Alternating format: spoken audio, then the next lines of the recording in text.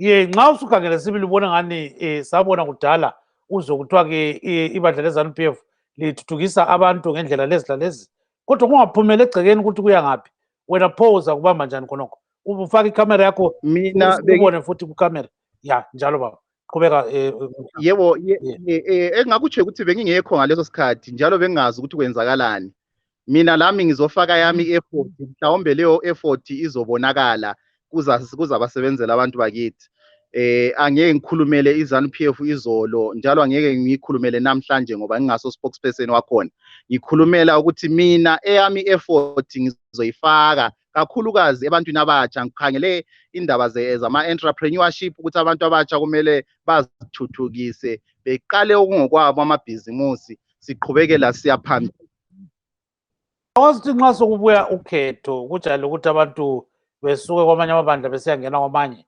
Siyakhumbula izaphu kudala bakuphuma abantu abanjengomnumzana William Khona wayengumuntu omkhulu kubandla lezaphu. Siyakhumbula uNkomo esithi ukhona uselalele ngekhona njengesibongo sakhe. So lapha abantu bakusoze bethi uthi uMhlanga useqhaqhazela lapha ke emadolweni akasakwazi lokwenzayo esengena kubandla leZanu-PF. Hatshi, angiboni kunjalo. Engikukhangeleyo mina ngikhangele icelo lokusebenzela abantu. Ngiyakhangela ama-election yebo sesondele, ama-election ayeza, kodwa okuqhakathekileyo ukusebenzela abantu singakhangeli okuningi. I-MRP ithi ilizwe kaliqunywe phakathi. Sukuzana ngale ke uzawufika ubatshela uthini? Uthi indaba awusithi ilizwe kaliqunywe. Ukuthi indaba ngangisithi ilizwe kaliqunywe. Khonokho kwakukhulunywa yebo ngiyakuzwa. Ibingani iyabhampa ifoni.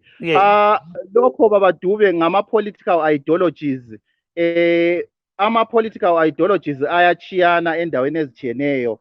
Ngakho-ke uma sikhangele baba Dube indaba yokuqunywa kwelizwe i-ideology ye-MRP engifike ngasebenzela ngaphansi kwayo.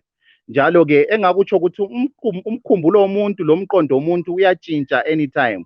Lokho-ke mina I'm not immune to that ukuthi angeke ntshintshe umkhumbulo kumbe ntshintshe umqondo. Ba-right bekhona phana besenza khonakho abakwenzayo.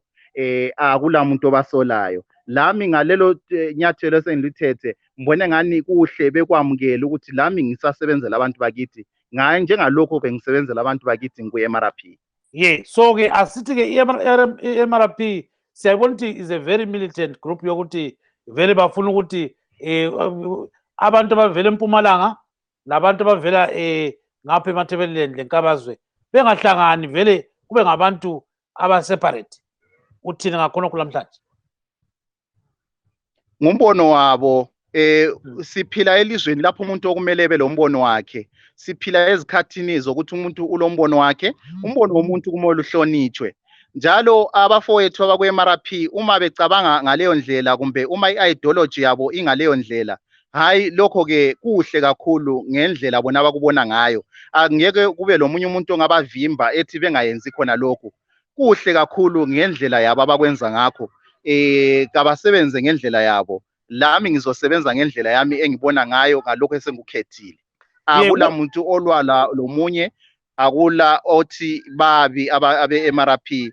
Basebenza ngendlela abakholelwa kiyo. Osebona ngani lokho-ke okwenziwa i-MRP kasakukholelwa uyama eceleni kumbe asebenze lamanye amabandla aleleyo nkolo ngaleso sikhathi.